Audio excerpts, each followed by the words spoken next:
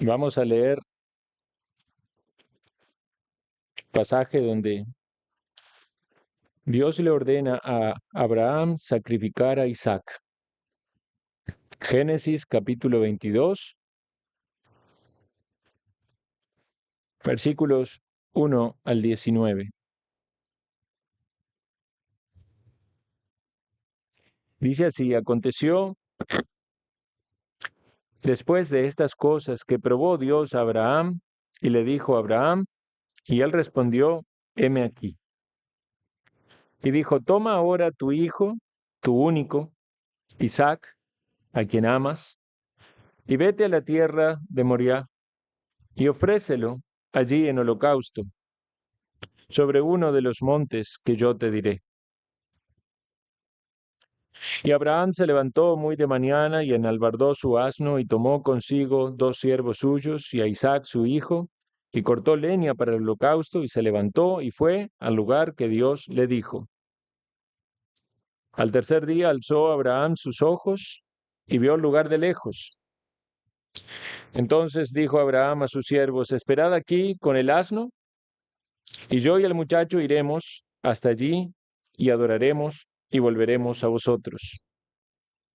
Y tomó Abraham la leña del holocausto y la puso sobre Isaac su hijo, y él tomó en su mano el fuego y el cuchillo, y fueron ambos juntos. Entonces habló Isaac a Abraham su padre, y dijo, Padre mío. Y él respondió, heme aquí, mi hijo. Y él dijo, he aquí el fuego y la leña, mas ¿dónde está el cordero para el holocausto? Respondió Abraham, Dios se proveerá de cordero para el holocausto, hijo mío. E iban juntos. Y cuando llegaron al lugar que Dios le había dicho, edificó allí Abraham un altar y compuso la leña y ató a Isaac, su hijo, y lo puso en el altar sobre la leña. Y extendió Abraham su mano y tomó el cuchillo para degollar a su hijo. Entonces el ángel de Jehová le dio voces desde el cielo y dijo, Abraham, Abraham, y él respondió, heme aquí. Y dijo, no extiendas tu mano sobre el muchacho, ni le hagas nada, porque ya conozco que temes a Dios, por cuanto no me rehusaste tu hijo, tu único. Entonces alzó Abraham sus ojos y miró, y he aquí a sus espaldas un carnero trabado en un zarzal por sus cuernos. Y fue Abraham y tomó el carnero y lo ofreció en holocausto en lugar de su hijo. Y llamó a Abraham el nombre de aquel lugar, Jehová proveerá. Por tanto se dice hoy, en el monte de Jehová será provisto. Y llamó el ángel de Jehová a Abraham por segunda vez desde el cielo, y dijo, por mí mismo he jurado, dice Jehová, que por cuanto has hecho esto, y no me has rehusado tu hijo, tu único hijo, de cierto te bendeciré y multiplicaré tu descendencia como las estrellas del cielo, y como la arena que está a la orilla del mar, y tu descendencia poseerá las puertas de sus enemigos. En tu simiente serán benditas todas las naciones de la tierra.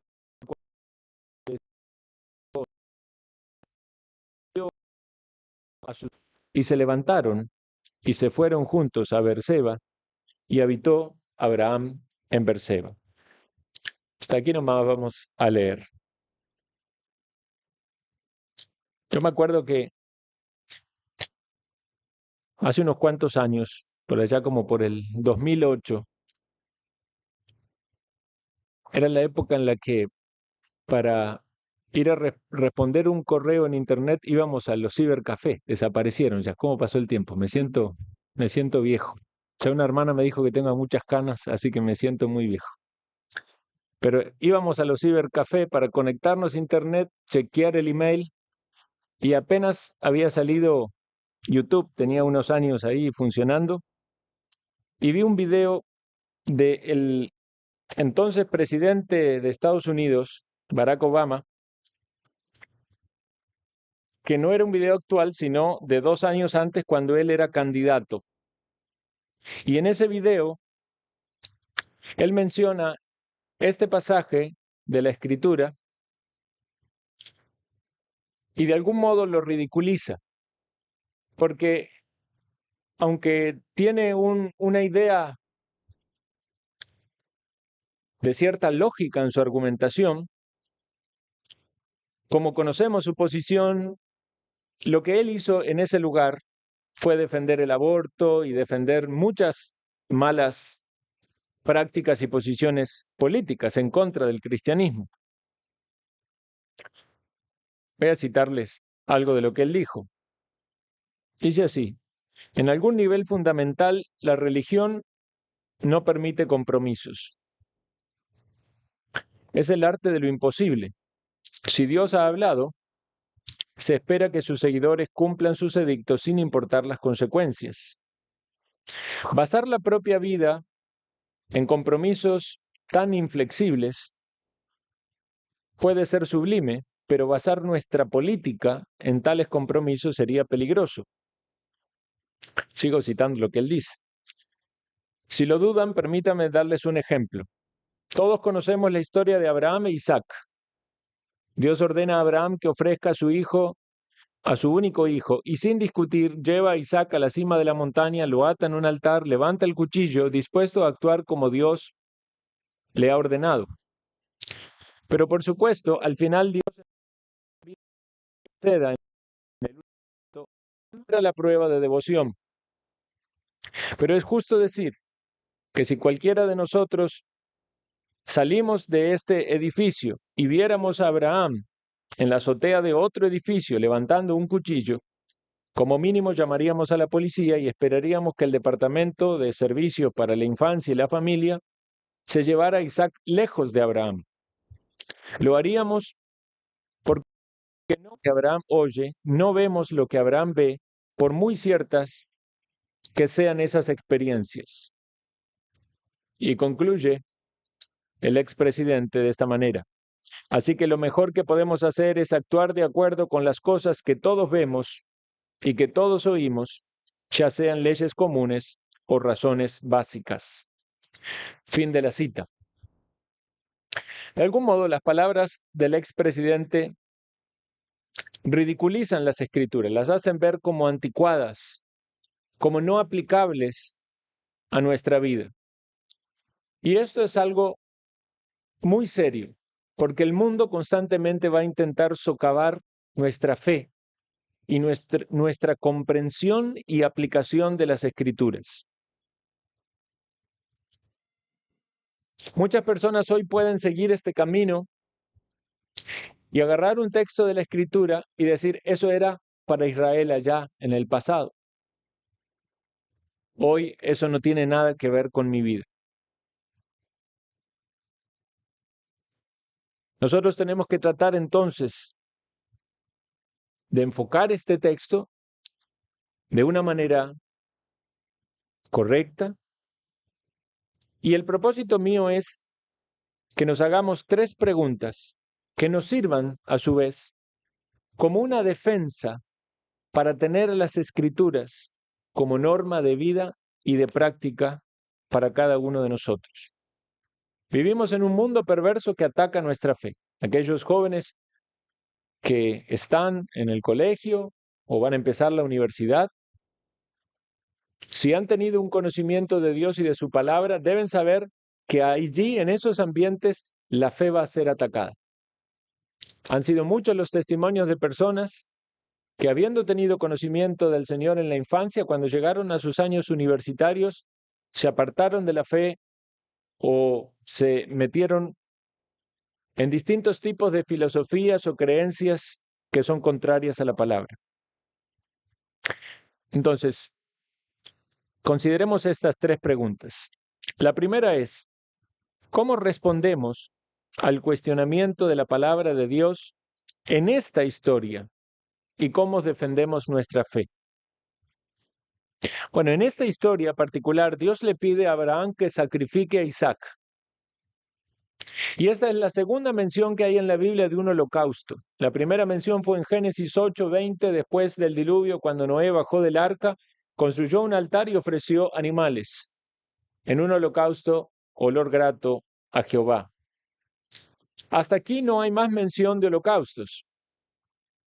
Pero en nuestro texto, Abraham es el que recibe la orden de parte de Dios de que realice un holocausto, pero lo que nos suena paradójico o contradictorio es que lo que pide que entreguen ofrenda es a su hijo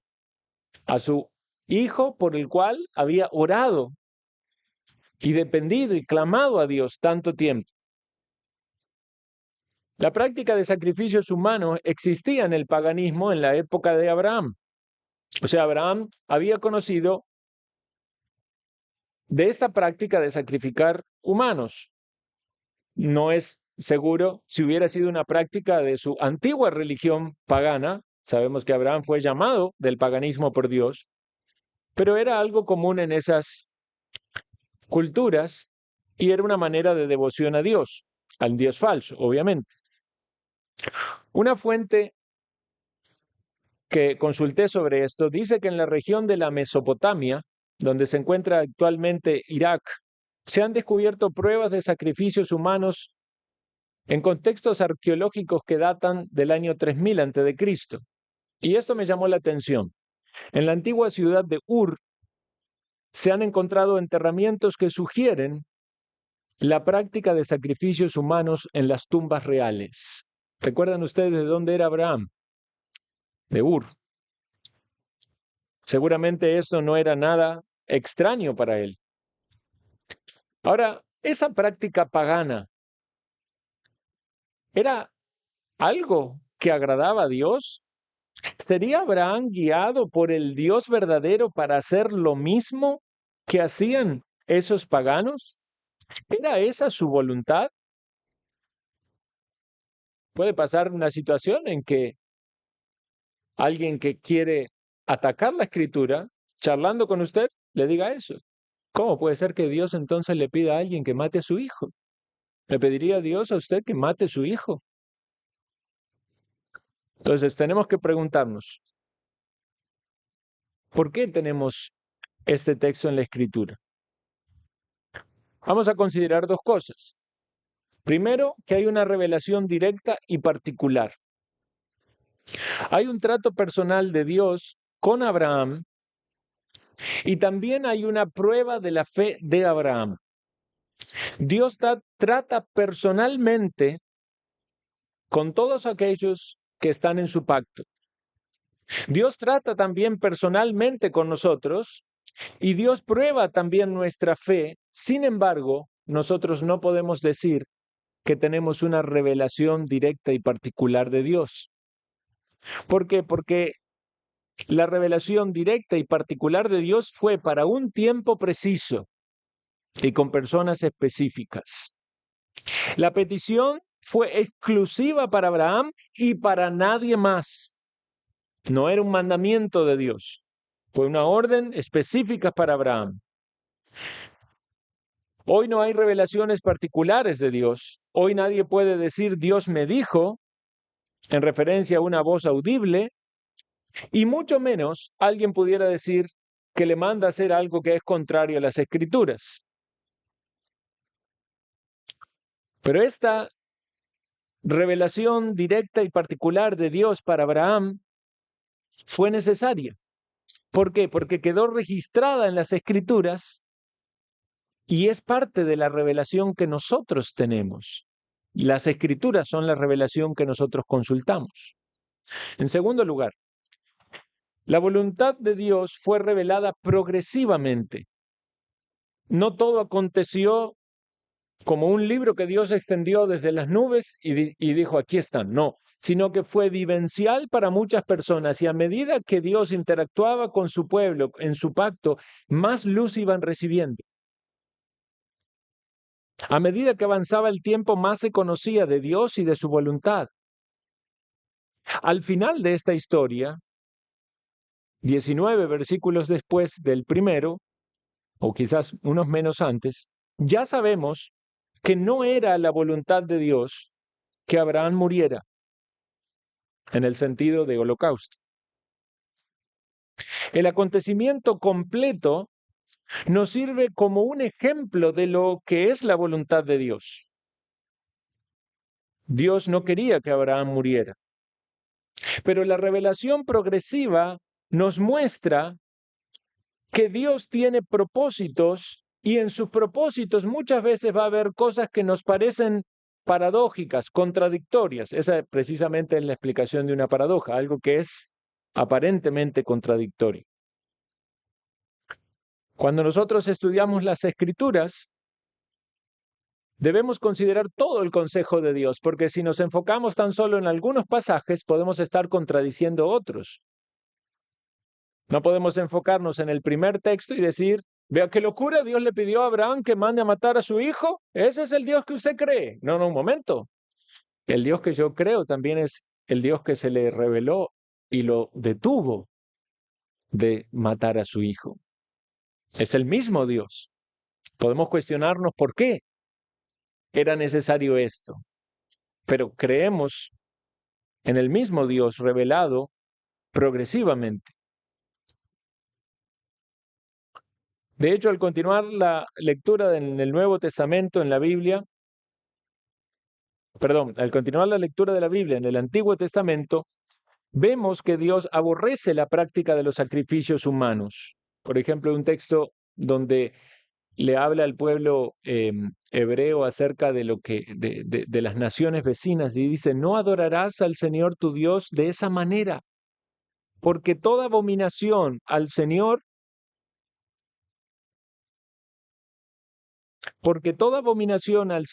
que él aborrece la han hecho a sus dioses, en referencia a los paganos, que queman incluso a sus hijos e hijas en el fuego, a sus dioses. Esa gente hacía sacrificios. Ustedes han escuchado los sacrificios a Moloc.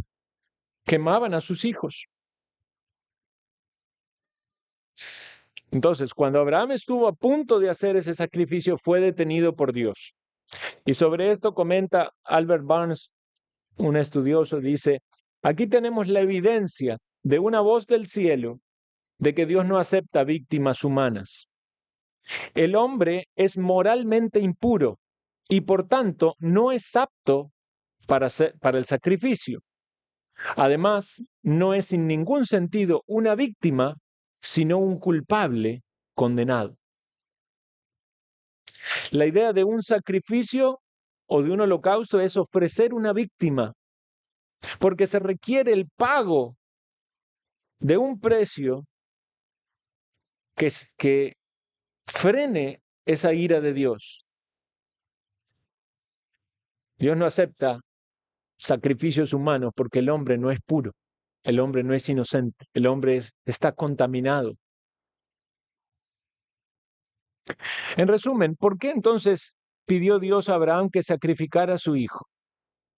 La respuesta sería porque en su revelación particular y progresiva, Dios estaba dando a conocer a sí mismo y a su voluntad a Abraham, y por medio de esta historia revelada en las Escrituras, a nosotros y a todos aquellos que Él quiere que lean su palabra y reciban la palabra inspirada de Dios.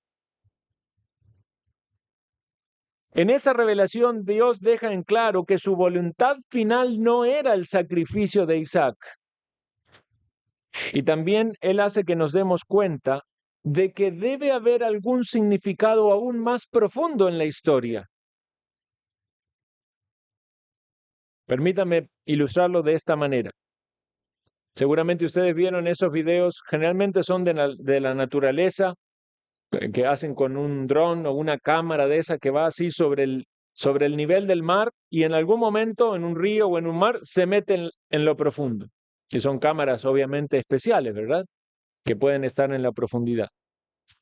Cuando pensamos entonces en esta historia, podemos pensar de que sobre el nivel de la superficie, Dios le pide a Isaac que sacrifique a Abraham, y cuando Isaac va en obediencia a lo que Dios le pide, finalmente frena y le dice que esa prueba había pasado. Podemos pensarlo tan solo como una prueba. La intención del sacrificio de Isaac está en la superficie, pero en lo profundo del agua está la voluntad de Dios de dar a su hijo. Él es el que da a su hijo. para ser sacrificado, a su unigénito. No está aquí mencionado la muerte del Mesías, pero todos podemos encontrar en la historia de que hay una analogía que apunta a Cristo y a la muerte de Jesús. Entonces, esa aparente contradicción en pedirle a Abraham algo que al mismo tiempo era tan abominable, nos genera a nosotros un conflicto mental. ¿Cómo le va a pedir eso Dios? Pero en este conflicto mental, nosotros somos tomados por una incomodidad que necesitamos experimentar. Porque a la vez hay algo que Dios quiere hacernos entender. Hay una tensión en esta historia.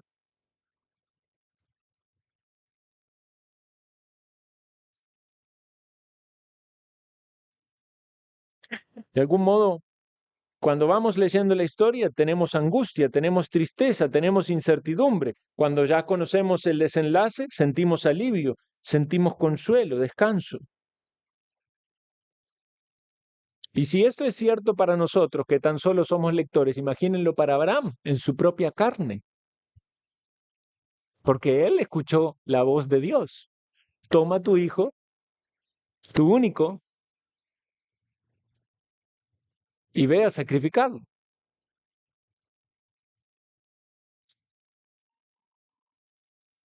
Entonces, si alguien cuestiona, hermanos, la palabra de Dios y cuestiona esta historia, uno podría responder así. Dios estaba revelando de esa manera perfecta y lejos de ser una contradicción o algo que nos haga avergonzarnos de Dios por lo que le pidió a Abraham, la historia tiene una tensión que nos desafía a conocer a Dios más profundamente. La revelación de Dios no solo disipa cualquier pensamiento de maldad en Dios, sino que nos impacta de una manera positiva, porque nos humilla cuando queremos comprender su voluntad, nos maravilla, nos asombra y nos lleva al conocimiento de la salvación, porque todo en la palabra de Dios apunta a la obra de Cristo, al sacrificio para nuestra salvación. Podemos simplificarlo aún más. Usted puede decirle a tal persona, si conocieras el verdadero significado de esta historia, no solo te darías cuenta de que has pensado mal de Dios, sino que también comprenderías la necesidad que tienes de Dios. Cuando alguien dice, ay, ¿cómo voy a creer en un Dios que manda a matar a alguien, a su hijo? No solo piensas mal de Dios, sino que necesitas comprender la necesidad que tienes de Dios. En segundo lugar, ¿qué nos enseña este pasaje? Y quiero citar tres cosas, podríamos citar muchas más, pero en primer lugar nos enseña acerca de la prueba. Dios probó a Abraham. ¿Qué es una prueba? Una prueba de la fe. Es un evento, circunstancia o situación difícil donde debemos obedecer a Dios más allá de nuestros sentimientos o emociones para demostrarle a Dios que nuestro amor o fidelidad hacia Él no tiene rival, competencia, y que lo que más queremos y anhelamos es que Él sea glorificado en nuestra vida. Alguien pudiera decir, pero pastor, en esa definición dice que hay que demostrarle a Dios y Dios no necesita que le demostremos nada. No es que nosotros necesitamos demostrarle algo a Dios porque Él no lo sepa. Dios lo sabe todo. Dios sabe todas las cosas. No hay necesidad de que mande una prueba para conocer lo que hay en nuestro corazón. Pero le demostramos a Dios nuestra obediencia y fidelidad para glorificarlo y así experimentar una relación más estrecha y vibrante con Él que antes de que nuestra fe sea probada. Aquí tiene que considerar, hermano mío, hermana, el ánimo en medio de la prueba. Si usted experimenta una prueba, un dolor, una carencia, una aflicción, problema familiar, una angustia, problema de salud, económico, lo que sea, usted piense, a través de esa prueba, Dios quiere su bendición de que usted conozca más a Dios y lo experimente a Dios en un sentido más cabal, cómo Dios es y cómo Dios se manifiesta en su vida. El resultado de la prueba de la fe Cuando esa prueba es agradable a Dios es que nuestra fe se afirma, hay una confirmación, hay un crecimiento, hay un fortalecimiento, hay un consuelo. Hebreos 11:17 lo dice así: por la fe, Abraham, cuando fue probado, ofreció a Isaac, y el que había recibido las promesas, ofrecía su unigénito, habiéndosele dicho: en Isaac te será llamada descendencia, pensando que Dios es poderoso para levantar aún de entre los muertos, de donde en sentido figurado también le volvió a recibir. ¿Vio eso? La fe de Abraham se mantuvo en medio de la prueba. La fe implica confianza y esa confianza debe afirmarse en la palabra de Dios. Para Abraham fue la palabra de Dios oída, para nosotros es la palabra de Dios que leemos y que es predicada. Abraham confió en la palabra de Dios y no pensó que Dios había cambiado su plan. ¿Cómo es esto, Dios? Me prometes que me vas a dar un hijo y que de él va a haber una gran nación, pero luego me pides que lo sacrifique. Abraham tenía el pleno entendimiento de que Dios no había cambiado su plan, sino de que Dios era un poderoso para cumplir su promesa, levantando a Isaac de la muerte si él lo mataba. Esto es lo que dice el versículo que leímos. Por eso vemos su diligencia y su disposición para hacer lo que Dios le pide, más allá de lo que los sentimientos le dirían, porque ustedes saben cuánto Abraham había anhelado ese hijo y cómo había sido toda la obra milagrosa en la cual Dios se lo dio. Pero cuando oyó el mandato, dice: Abraham se levantó muy de mañana, enalbardó su asno, tomó consigo 2 siervos suyos y a Isaac su hijo, cortó la leña en holocausto, se levantó y fue al lugar que Dios le dijo. No hubo cuestionamiento. Dios, ¿pero cómo? ¿Por qué? ¿Qué esto? ¿Qué lo otro? No, hizo lo que Dios le pidió. No se fue pensando en que Dios iba a fallar a su promesa, sino que la cumpliría, aunque le pidiera algo que parecía oponerse a ella. Abraham se aferró a la palabra y avanzó en obediencia, confiando en que Dios cumpliría, aunque Isaac fuera sacrificado.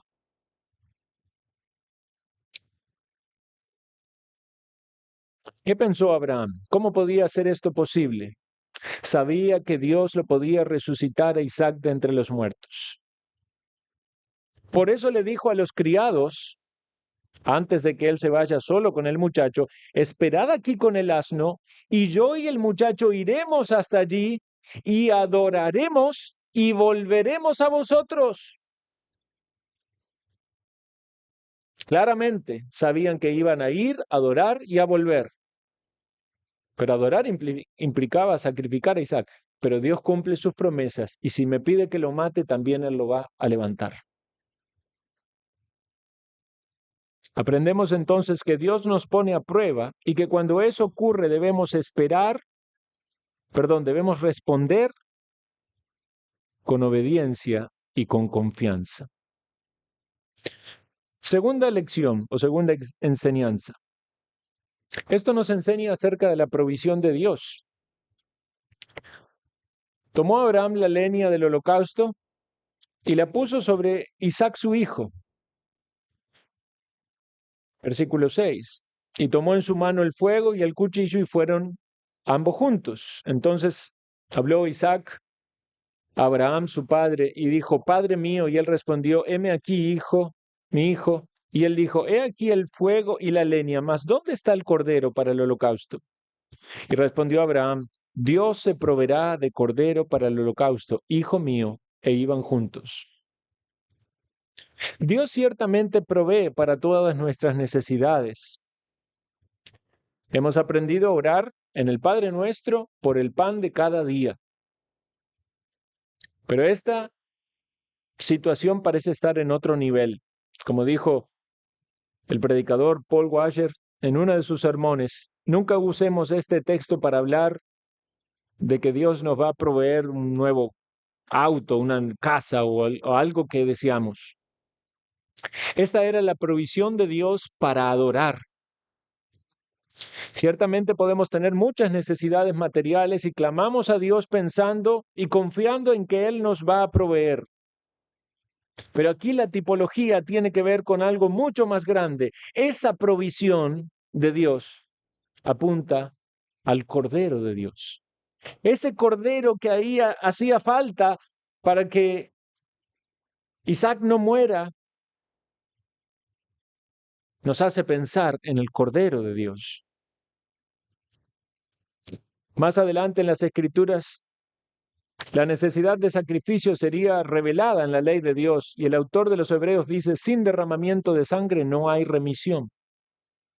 Y Jesús dijo, esta es mi sangre del nuevo pacto, que por muchos es derramada para perdón de pecados.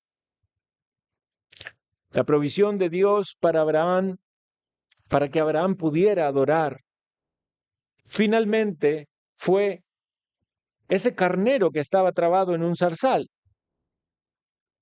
El ángel lo detuvo con el cuchillo en su mano. También podemos pensar en Isaac, ciertamente siendo un muchacho, porque habló con su padre, que estaba allí atado en el altar y no ofreció resistencia. Nos hace pensar también en Cristo voluntariamente entregándose por nosotros.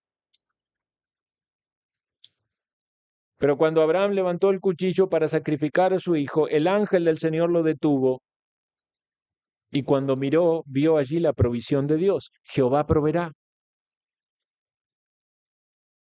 Y este animal, este carnero que tomó, lo fue, lo buscó, lo tomó y lo puso en el lugar de su hijo. Qué grande la provisión de Dios. Este carnero fue un sustituto.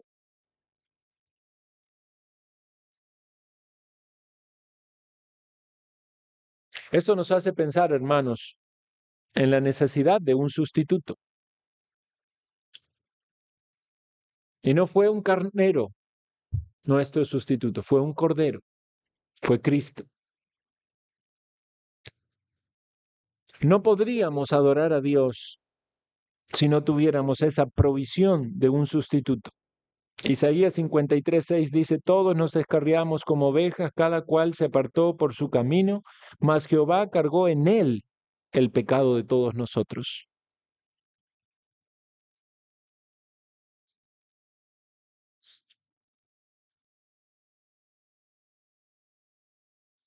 Una vez hablaba con mi hija Sofía de esta historia y le decía, imagina a un niño, a Isaac como niño, muchacho, caminando con su padre, preguntándose sobre la ofrenda y escuchando a su padre que Dios proveería. Yo intentaba que ella se ponga en los zapatos de Isaac y luego llegar a ese lugar y darse cuenta que su padre lo estaba atando al altar y que él iba a hacer la ofrenda, seguramente entendiendo que iba a morir, pero no presentando resistencia a ello. Y cerrando sus ojos mientras su padre levantaba el cuchillo para matarlo, pero de repente, oyendo un ruido de un animal y entendiendo que su padre había oído la voz de Dios, deteniéndolo, y va a buscar a ese animal, lo desata a él y pone al animal en su lugar.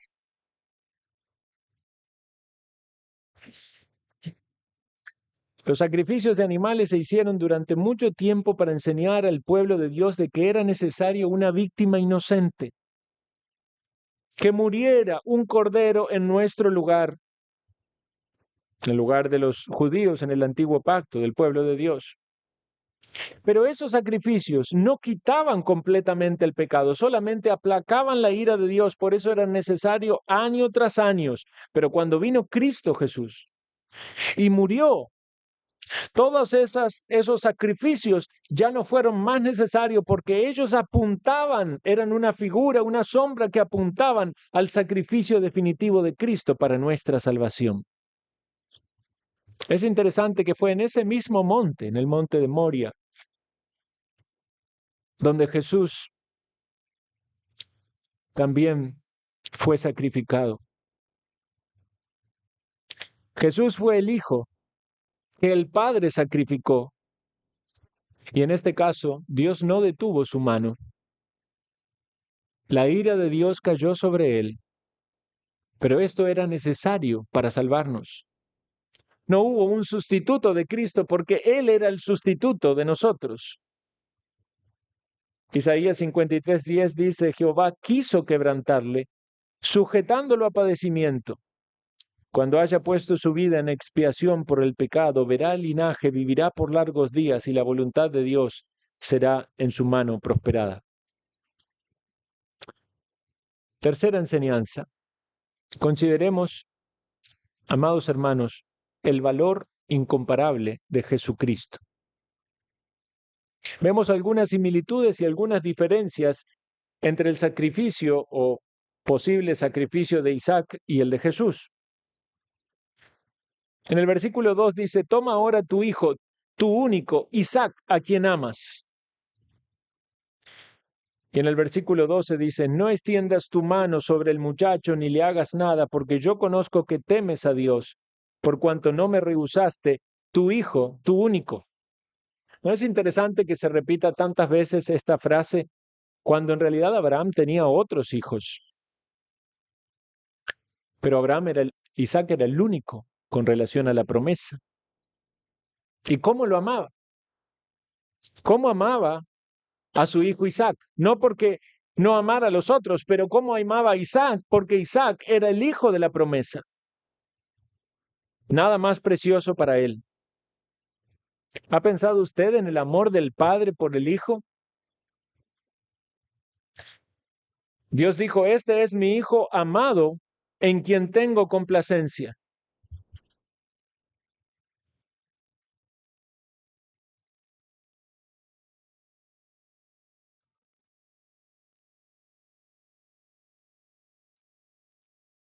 Isaac caminó con su padre y fue mansamente atado al altar. Jesús caminó en obediencia hasta el Calvario y fue puesto mansamente en aquella cruz. Isaac fue salvado de ser sacrificado, pero Jesucristo fue sacrificado y abandonado por el Padre, ya que esta era la única manera de proveer salvación. Abraham recibió a Isaac de entre los muertos en sentido figurado, como dicen Hebreos, pero Dios Padre recibió a Jesús de entre los muertos en el sentido literal, porque Él murió, pero venció la muerte, porque resucitó al tercer día y ascendió hasta los cielos y se sentó a la diestra de Dios. Debemos maravillarnos, hermanos, en el sacrificio de nuestro Señor. Nada se puede comparar a Él. Debemos sorprendernos por el amor de Dios, porque Él nos ha dado lo más preciado y lo más valioso, que es a su Hijo Jesucristo. ¿Ha podido usted reflexionar en el mensaje de esta historia? ¿Cuál es el mensaje principal de esta historia? Es la historia de la provisión salvadora de Dios. Es el mensaje de la redención. Es la buena nueva de que Dios amó tanto al mundo que dio a su Hijo para que todo aquel que cree en Él no perezca o no se pierda, mas tenga vida eterna. Es una tipología o una figura de algo que se revelaría más tarde, sin duda. Pero Dios nos ha revelado esto en su palabra para que conociéramos cuán importante era tener un sustituto, cuán importante es que hubiera un cordero que sea ofrecido a Dios. La historia de Abraham, a quien se le ordena sacrificar a Isaac, no es solamente una enseñanza sobre la prueba, sino también sobre la provisión de Dios para que le adoremos y sobre el valor incomparable y maravilloso de Jesucristo, nuestro sustituto. Mas Dios muestra su amor para con nosotros, en que siendo aún pecadores, Cristo murió por nosotros.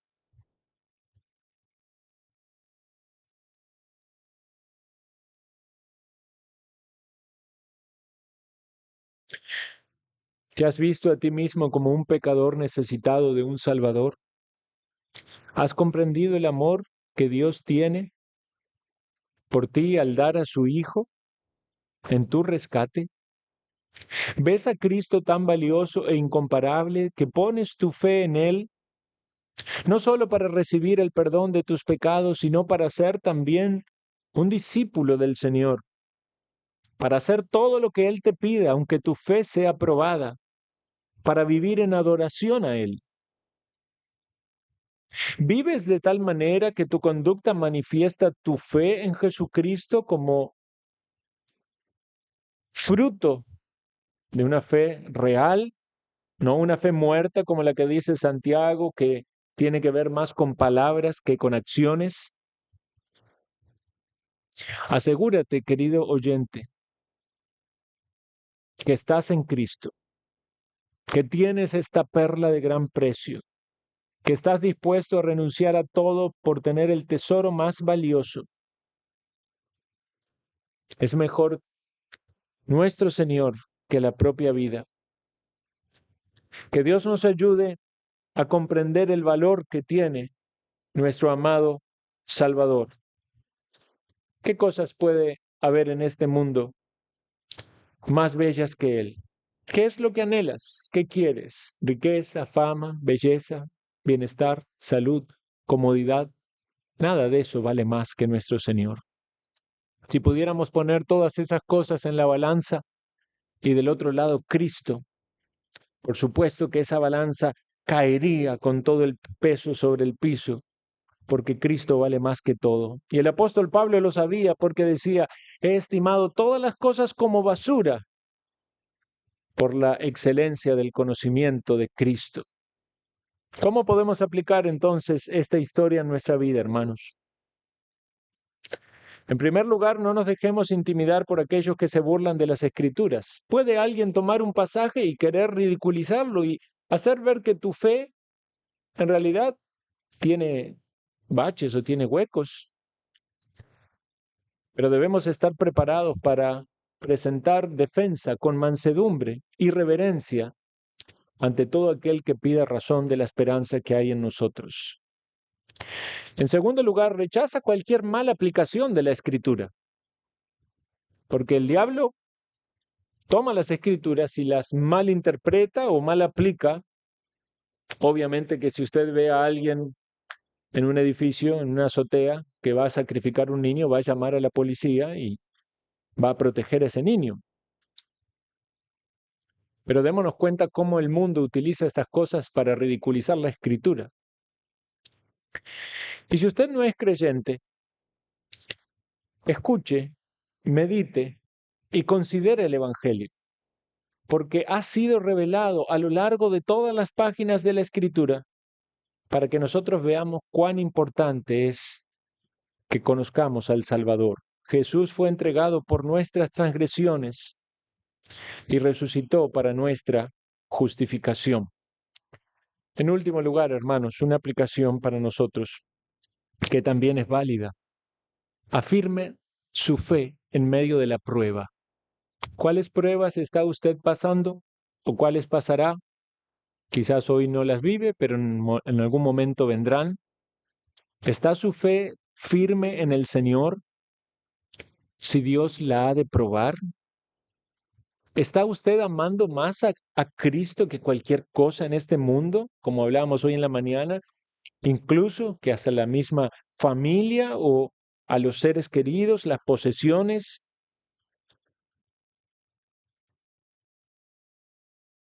Y si ha de enfrentar estas pruebas, si han de venir pérdidas, confíe en Dios. Dele todo a Él, porque Él es fiel y cumple su palabra. Dice Romanos 8:32, el que no escatimó a su propio Hijo, sino que lo entregó por todos nosotros, ¿cómo no nos dará también con Él todas las cosas? Definitivamente el discurso de Barack Obama estaba lleno de maldad, porque quería ridiculizar las Escrituras. Pero si podemos tomar tan solo una frase que él dice, aunque con otra intención, pero que es válida, es cuando dice, si Dios ha hablado, entonces se espera que los seguidores cumplan sus edictos sin importar las consecuencias. Aún en las bocas de los mentirosos se hallan algunas verdades. Definitivamente es así como debe vivir un cristiano. Debemos hacer lo que Dios ha dicho sin importar las consecuencias. Obviamente entendiendo bien la escritura, aplicando bien la escritura y confiando en Él.